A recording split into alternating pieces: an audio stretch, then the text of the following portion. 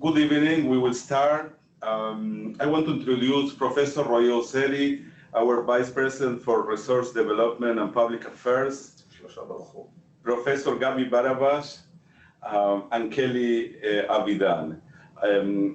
We have also the presence of our presidents of the different associations of France. In Argentina, Hugo Sigman; in Brazil, Mario Fleck; and in Mexico, Silvia Gerson. Thank you. Professor Barbash will be the keynote speaker, and he will share with us his views on the coronavirus situation from the Israeli perspective. All the participants beside the speaker will be mute, but we will be very happy that you will ask questions. You can send questions to my email. It's the email you received from the invitation. I am sure you will find this talk informative. Now I would like to invite Professor Roy Oseri to introduce Professor Gabi Barbash. Please, Roy. Thank you. Thank you very much, Danny. Let me move in so you can see me. So yeah, good evening here, I guess. Good afternoon in the Americas. I'll move closer to Gabi. Yeah, these are complicated times for everyone in the world, as well as here at the Weizmann Institute. We're facing serious challenges. At the Institute, similar to other places in Israel, we follow government regulations, and we're slowly trying to minimize presence on campus and move much of our activity and our employees to work from home, and Gabi will explain later why we do that.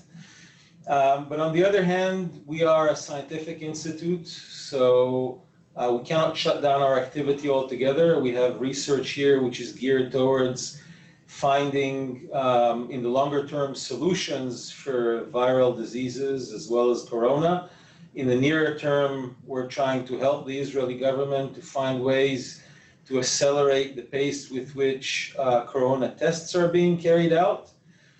And even, I mean, not less importantly, as a scientific institution, we have the duty to explain this medical situation, to explain it scientifically, because we believe that information helps people understand the situation and therefore fear it less and think about it in rational terms. So in this context, it is my pleasure introducing Professor Gabi Barbash. Gabi has a long history of being an administrator within the Israeli health system. Gabi was the Director General of the Ministry of Health in Israel, and in parallel for many years he was also the CEO of the Sikorsky Medical Center, the biggest hospital in Tel Aviv. I asked Gabi before, how come you can do two such incredibly demanding tasks in parallel? Gabi said, it's not a problem. Gabi is also an active scientist. He published more than 80 publications.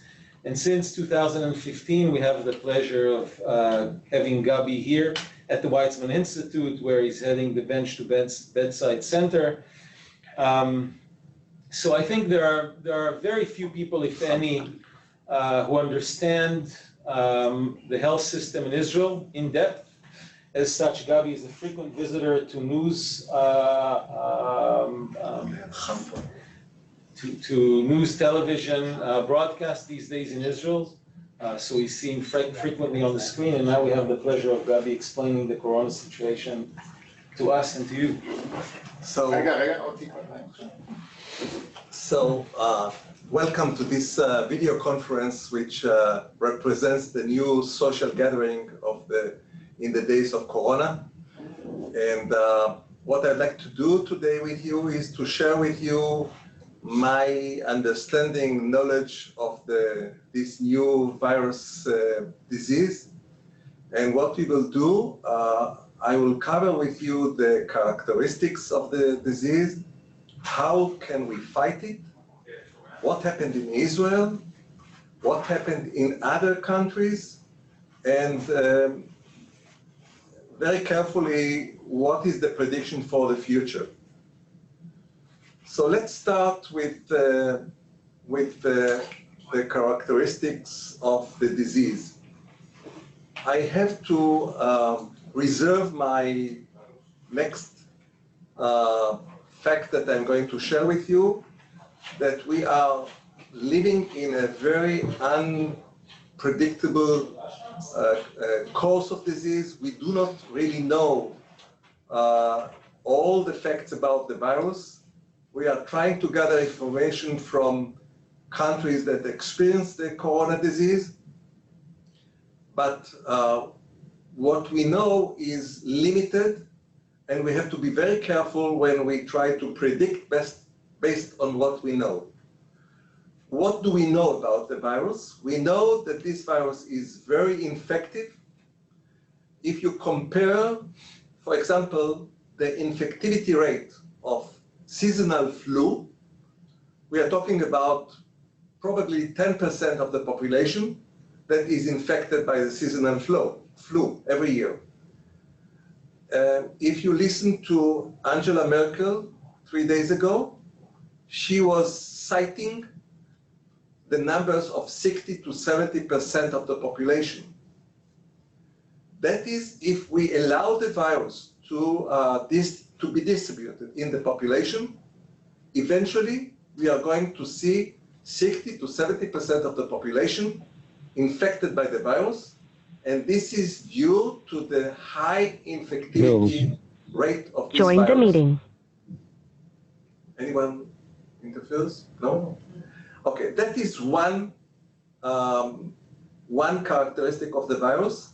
And you know, when we are evaluating the damage that any bacteria or virus can do, we are measuring two characteristics. One is the infectivity, and the other one is what we call case fatality rate. What is the aggressiveness of the virus? How much damage does it cause disease-wise and mortality-wise? Now, this is clearly an area where we do not know exactly what is the fatality rate of the virus. If you look on what happened in China, in the Wuhan area or Hubei area, the mortality rate was around 4.3, 4.5%. But interestingly, when you look on the mortality rate in China, in other districts of China, the mortality rate there is 0.7%. How come there is such a big difference between what happened in Hubei and other parts of China? There are two possible explanations to that. One is that the higher mortality rate, you see the higher mortality rate when you have the virus meet unprepared healthcare system. And when you have the healthcare system prepared and you slow the distribution of the virus in the society, in the population, you see less in mortality rates. That is one explanation that is very reassuring. On the other hand, a few days ago, there was a paper that was published from one of the biology departments in China that mentioned or found that there are two strains of the virus. One strain that was more prevalent in Wuhan area with higher mortality, and the other strain that was in the other parts of China with lower mortality. So we really do not know whether this is really the lower rate of mortality in the other parts of China does represent better preparedness of the healthcare system, or is it related to the second trait, lower mortality trait of the virus? Having said that, I want to draw your attention to the mortality rate in Italy. Italy is, in a way, experiencing the same situation that was in Wuhan, only with one different big difference. The Italians are less disciplined or can be less controlled as compared to China, and they do what they want. They come and go from areas, they flee from area with disease. But anyway, the mortality rate in Italy is about 5%. And as a side remark, I must say that this is a medical holocaust. Amazing that it can happen in a Western country with relatively very good healthcare system. And this kind of, it's like a threat that is in front of our eyes whenever we try to plan how to deal with the virus. So I was saying that the infectivity rate is very high. The mortality rate may be low, may be high, depending on the healthcare system and maybe the strain of the virus. But there are few more characteristics which are very important. The next one I want to mention is that there is a very big portion of patients that are infected, are infecting others, but they suffer nothing. They either do not know they have a disease or they have a very mild disease. I'm talking about 50 to 60% of the patients that are infected that are asymptomatic. And the pattern of penetrance of the virus into the society is based on this huge population of people who are infected. They do not know anything about that. They live in the community, and the virus kind of boils under the radar of the healthcare system, and at a certain point in time, it bursts open like, you know, the horror films, and becomes evident with huge numbers of clinical patients that are suffering from severe disease. This asymptomatic group of patients is one of the reasons why this virus is so infective and why it is so threatening the healthcare system and the health of every one of us.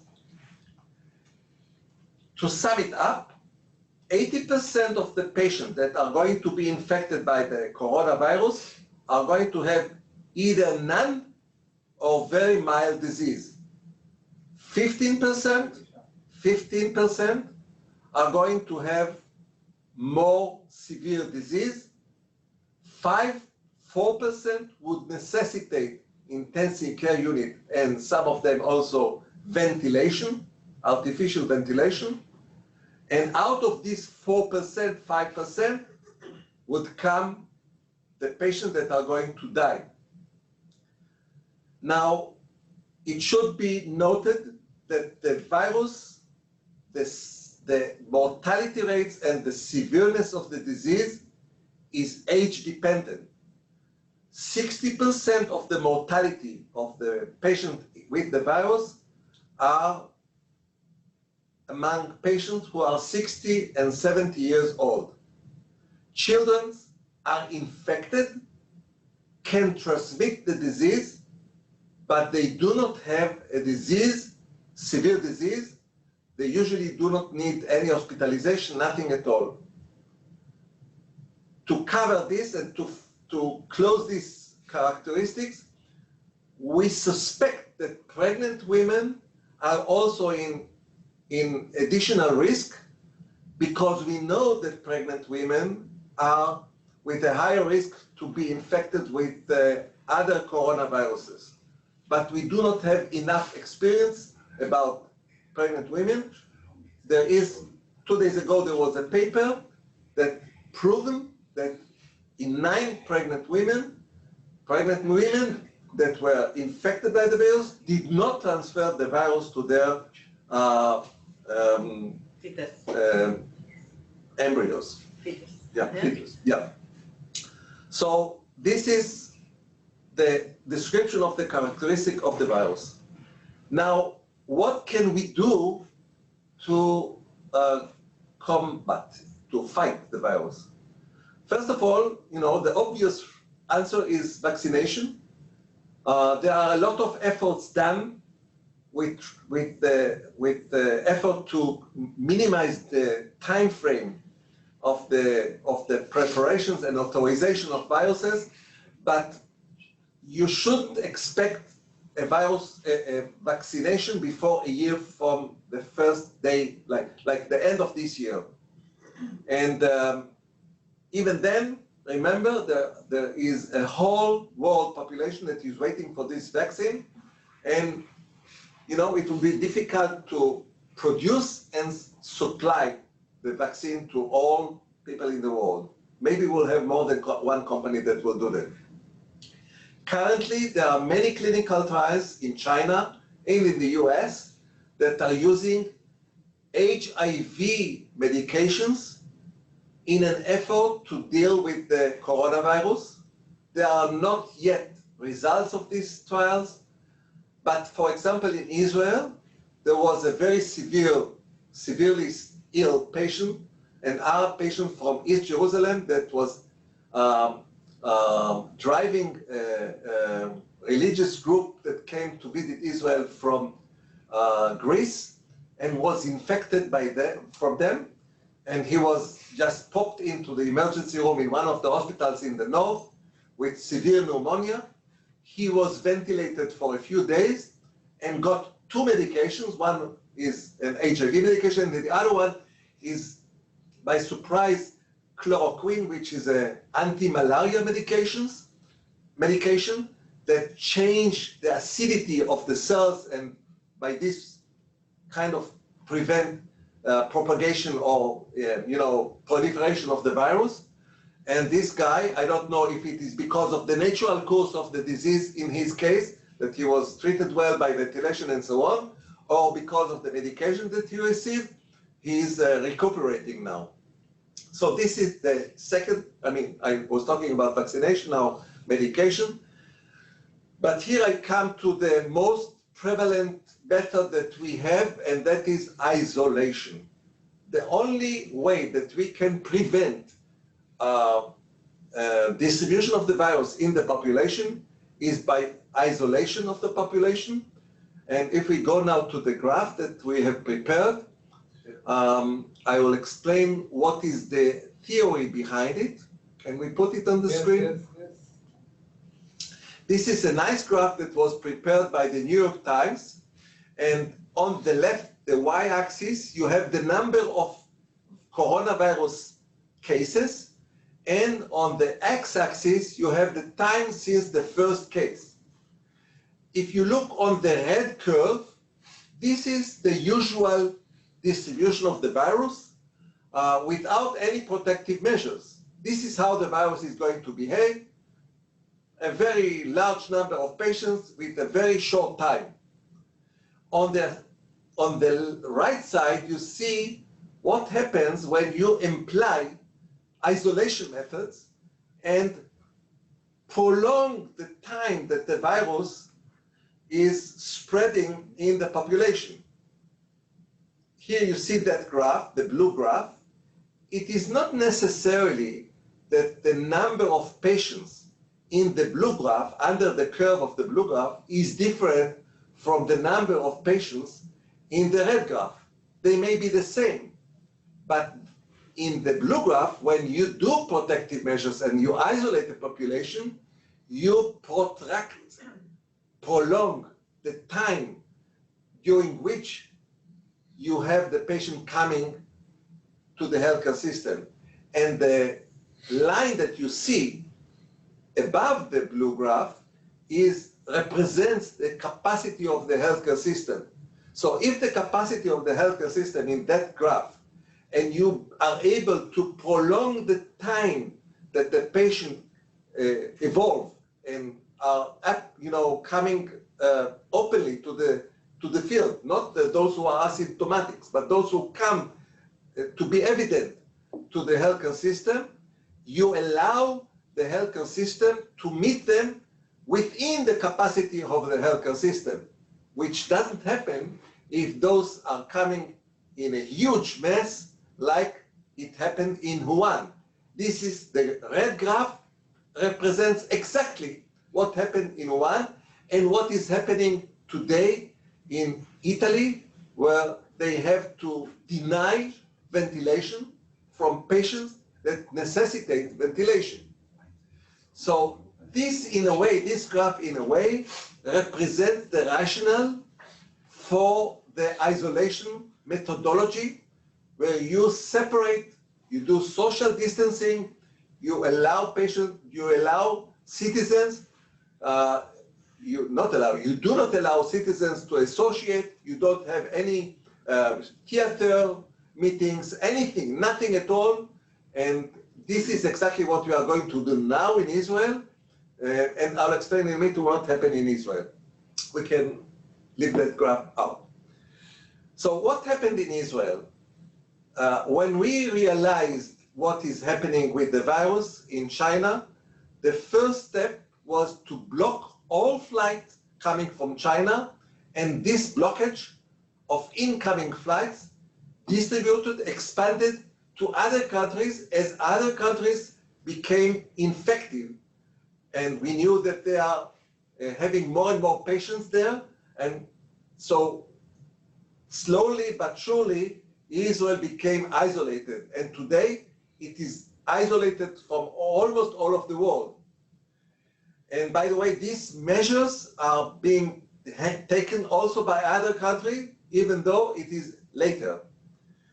So now, this is what we are now at the end of this stage, trying to isolate Israel from incoming flights from other places that are infected. And at the same time, Israel employed a very strict epidemiological investigation on each and every patient that came with the symptoms, trying to find out his contacts and so on. So, as a matter of fact, what we did, we took all the passengers that came from countries that are infected and put them on isolation and followed them for 2 weeks. And when some of them became infected, we went to their passengers that came with them with the airplane, and we reached all their contacts. And out of the, let's say, 200 patients that we have now in Israel, we know, except for 1 or 2, we know exactly where they caught the virus, or there are two groups. One that brought the virus from abroad, and we know each and every one of them, who is he, where he came from, where he got the virus. And the other group is those contacts of those first invaders. And we know every contact that came with them or was associated with them in the flight or when they came into Israel and before they went into isolation. So except for 2 patients that we still look for their source of infection, we know all of the patients in Israel where they got the infection. And that is very important because it tells you that you are in control of the infectivity in Israel. Having said that, I must say very clearly, we know that there are more patients in Israel. We know that. We don't know who they are, but we know that. And that is why we are now going from what we call the containment phase of the fight against the virus, which was flights and epidemiological investigation to try to understand who is who and why is he who. And we are going to the mitigation phase of the fight. And that means that we are now employing this week an isolation of the citizens of Israel who are requested to stay home, don't go out. We can go with your dog to pee. You can go to the supermarket once a day, but that's it. You have to stay home. And this is huge decision that shut down the industry in Israel, the economy of Israel, and it's going to go on like that until the end of Passover. during that time that we are going to shut off Israel, we are going to start doing environmental or investigation of the community, doing random examinations for corona in the community to get a picture, a map of the coronavirus in the population, even the population that is not symptomatic, so that we can have kind of clues what's happening in the underground of the population. And that would help us when we come to the end of Passover to decide if there are areas that are more prone to develop the disease, less prone to develop. We will have better picture. Currently, this curfew is going to go on until the end of Passover, but we are ready that if the situation, if the curve that we have now that is growing every day, and as Roy mentioned to me now, double every 3 days, double every 3 days. It's a geometrical curve. If the curve does not bend and respond to our measures, we will have to continue and even do more, although I'm not sure. Now, we have to, I'm almost finished. I want to say a few words about what's happening. I talked about Wuhan and the rest of China. There are countries like Singapore, Hong Kong, that or Taiwan, they were very successful in controlling the epidemic of the coronavirus. And most of them did the same thing, tracing, blocking blocking flights from other sites, and those who come are in isolation, and some isolation measures in the population. All of them did that. Some of them even introduced some electronic measures of controlling or following patients or contact of patients. What happened in Italy, and I'll say it very carefully, I think that Italy decided on the fate of the whole Europe continent. There is no way when you have one country like that have no borders between the states in the European continent. There is no way to block the spread of the virus. And what you see now in Spain, which is the next after Italy, what you see what's happening in France, what you see what's happening in Germany, although I have to comment, in Germany you see low rate of mortality, and that is because Germany is conducting wide range screening for corona in the population, so they find more corona patients, which is not done in France or Italy or Spain. So the numbers there are higher, and therefore the mortality, based on the numbers that they collect or discover, is lower. What's happening in Spain, in Britain, is frightening and interesting. Britain has decided that they are taking another policy. They say, we are expecting, we know that the virus is going to spread in the population. We expect the spread to reach 60–70%. We will let it spread. We will protect the higher risk population of the 60–70 years old. And this way we will have higher population that is infected and is immune. And we will have what we call the herd immunity that protect the population from the virus. Will they succeed in doing so without inflicting mortality on the predisposed population in England?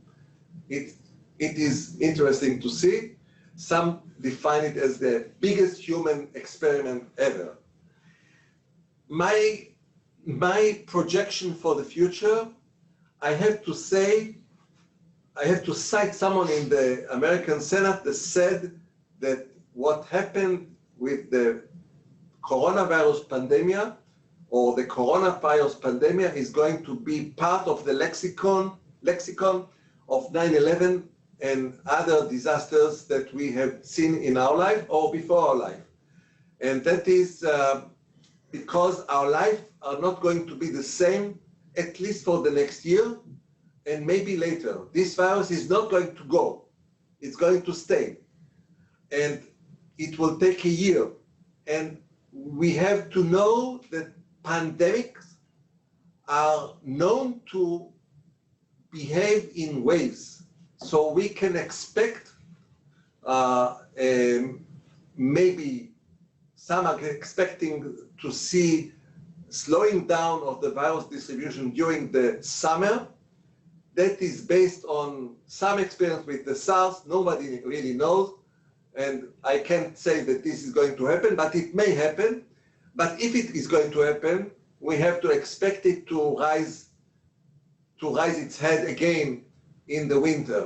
Hopefully by the winter we may have vaccination. But this is something that we are going to live with for a long time. And after that year, when we maybe have a higher proportion of the population that has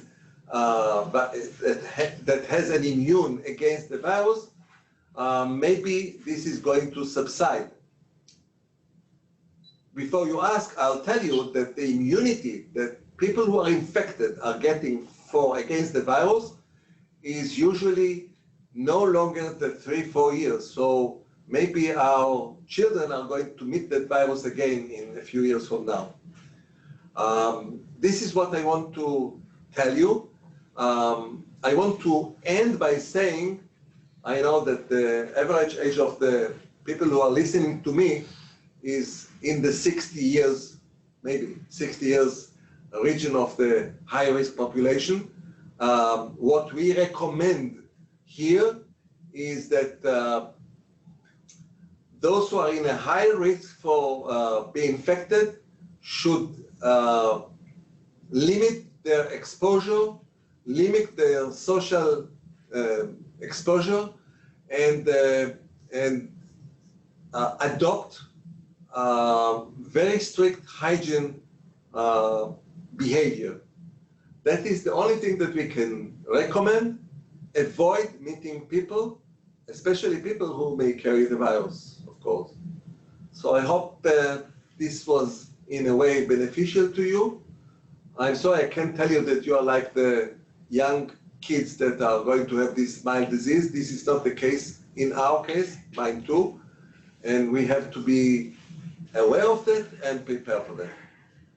Thank you, Gabi. We have a few questions from the listeners. So first of all, Mario Fleck is asking, is there any way of increasing our body resistance to the virus? Not that I know.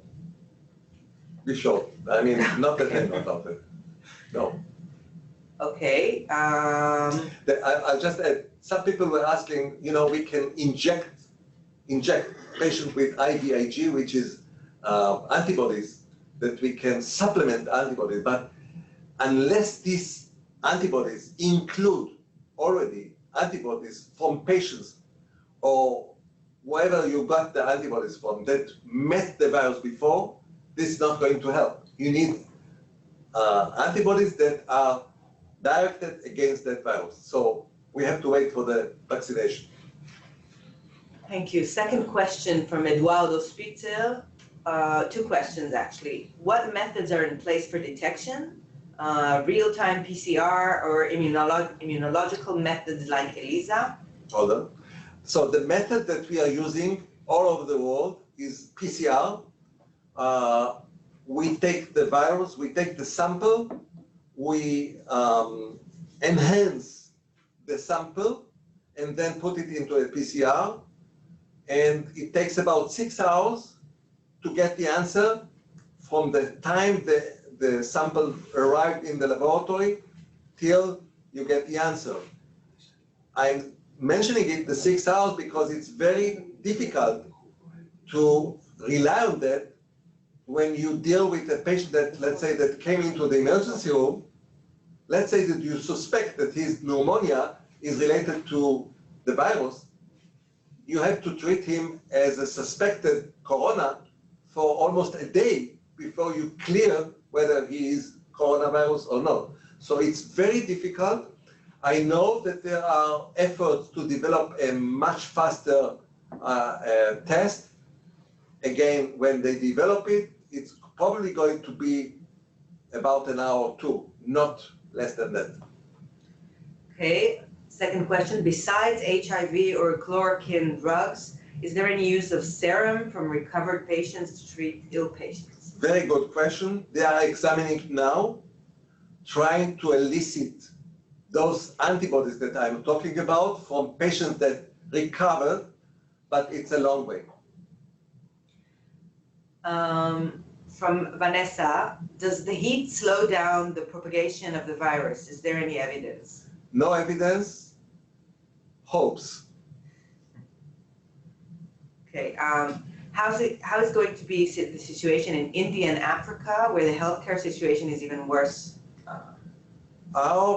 One of our biggest fears is what happens if this is distributed in India. And I must tell you, our backdoor, the Palestinian Authority. You have the high condensed population. The system is not very, I would say, the healthcare system is not very efficient. And these are areas where we are afraid that the virus will penetrate. We are working, by the way, very closely with the Palestinian Authority, which are doing great work to minimize the spread. But, you know, something I was saying in the beginning of my discussion, that there are many things with the virus that we do not really understand yet.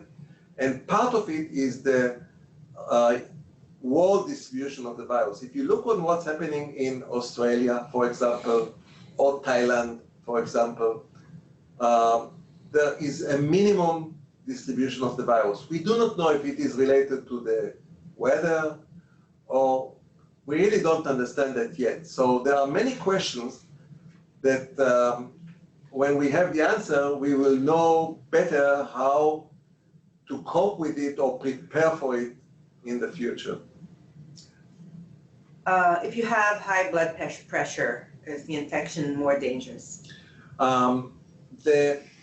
The comorbidities, the diseases that patients have, has implication on the risk of severe disease or even mortality. The two most important maladies that are related with higher risk for the virus are chronic lung diseases, especially with smokers, and oncological patients with decreased immune system. These are the two main conditions that are associated with higher severity and mortality. But having said that, the clinical reports that are coming from China and from Italy and from everywhere, when you look on the list, there is also cardiovascular disease, diabetes, hypertension, all are included in the list, but not as the immune response, the immune decompensated system, and the lung disease. What can you say about USA, or maybe Latin America, if you? I think it is, I can express my feeling with one word. It is amazing to see what's happening in the US. To see a very developed country with highly developed and heavily invested healthcare system, almost 20% of the GDP, allow distribution, such a distribution all over the continent. I have no explanation for that.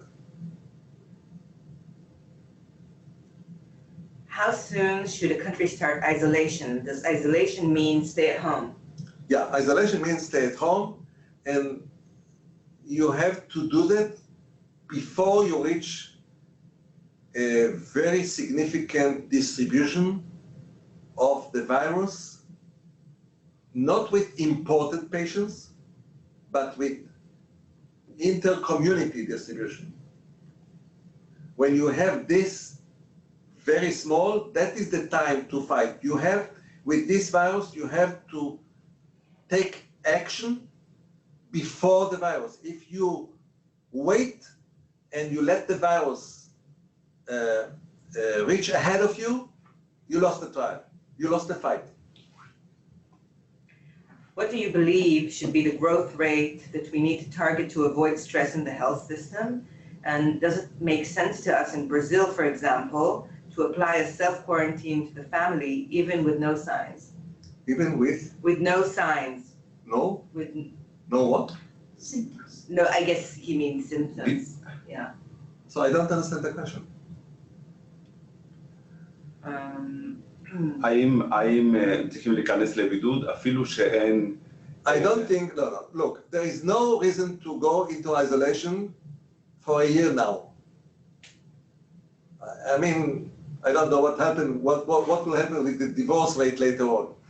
So I think that you need to look at what's happening in the population, and if there is an increase in the virus, and also I have to mention something else. I'm not familiar with the healthcare system in each and every country in the Latin America, and how prudent are they in screening the population or identifying that there is a burst of the virus. So it depends on each country, but if I'm safe that the country is going to earnestly explore this and be prepared for that and monitor what's happening, then I wouldn't go into isolation before there is higher numbers of patients in that country. But again, it depends on the healthcare system in the country and how prudent are they in identifying such a development.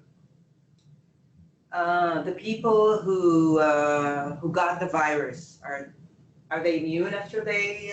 Yeah, I mentioned that after they got the virus, they are immune for 3 to 4 years.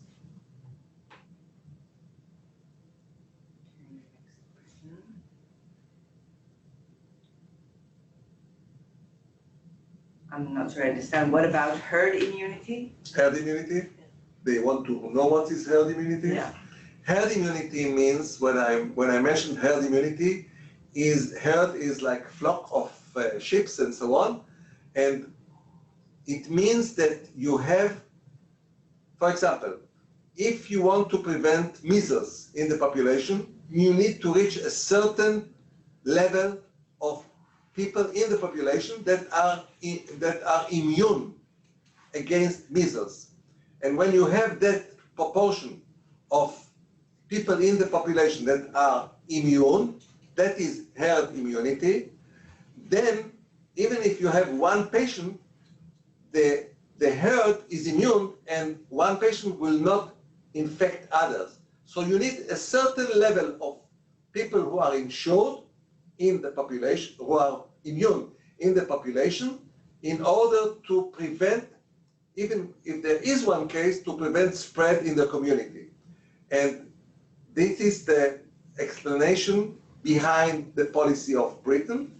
They say, we are going to have 50% of the population infected and immune for 3-4 years. And then, even if we have one patient, he will not be able to infect the whole population because he will meet the wall of the herd immunity. I hope it is clear. And last question, I believe. They want you to explain in more detail social isolation because this is the only thing that they can do. For instance, also to meet the grandparents or not to meet the grandparents. I mean, when we talked about social isolation or social distancing means do not go or cancel all public events. And for example, we recommended this Saturday, we recommended that social distancing would include only up to 10 persons in one place. No more than 10 persons and 10 people. And we have recommended, although we cannot force this, that grandparents are not going to visit or do babysitting to their grandchildren because they are prone to be infected. Children may be carrying that without even knowing that they are sick. And we really want to preserve or to defend this group of people who are prone to be infected and have a severe disease. So we say, stay home, ask people to supply you with supplies, don't go out for a month, and wait until we let you go out. On the other hand, those who can, we recommend or we tell them, you can go out for 10 minutes twice or once a day, enjoy the sun or the park, and go home without using the elevator or using the elevator on your own without anyone else. This is really serious. We treat this virus very serious because when you combine the infectivity capability of that virus with the mortality that is associated with it, even if it is 1%, and you talk about 30% of the population infected, think what it is 1% of 30% of your population. What numbers are there? And if you even leave out the mortality and you talk about the 4 or 5% of patients that need intensive care unit, there is no Western society that have enough such number of beds to meet the demand that 30% infectivity of the population with 4% of death are going to meet the healthcare facility. Okay, so now we want to ask the last question, and it will be also for Roy. Roy, if you can enter onto the frame. The question is the world of science and medicine united at this time in studying and looking for solutions? Is the Weizmann Institute involved? I'll tell you, I know about one big issue that the Weizmann Institute is involved, and that is helping increase the number of tests, corona tests in the population in Israel, and significantly increasing the volume of tests that are going to be done. I want to add one more thing, just to keep the picture, complete. There are discussions in Israel and also in the world about whether it is worthwhile to do these efforts of shutting down the industry, the economy, in the effort to avoid the virus distribution. Because the argument is that this shutdown has huge implication on the life of many small businesses, big businesses, and so on.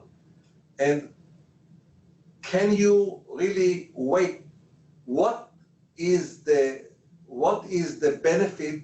I mean, is the benefit of shutting down the economy worthwhile with the life that people are losing, maybe all of their life efforts? And this is an ethical issue.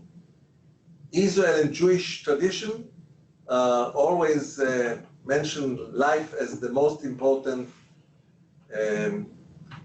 value to defend, but I must say that, sitting in the medical side of the decision making and seeing the big damage that is caused to the economy and to many people that their life project is destroyed. This is really huge and difficult decision to make. And I really pray that we made the right decision. Britain will prove. Okay, Roy. Well, I think that the scientific world and the medical world are connected even during normal times, deeply connected. I think that if you look at the tree of technology and medication and knowledge, science is the roots, and the doctors that go to hospitals are the leaves. I think that every tree needs strong roots. And I think that if you look specifically at the coronavirus, again, there are different time scales. As Gabi mentioned, the probably most significant effect that we can have as a scientific institution in the short term is to combine the national effort and increase significantly the volume of corona tests in Israel.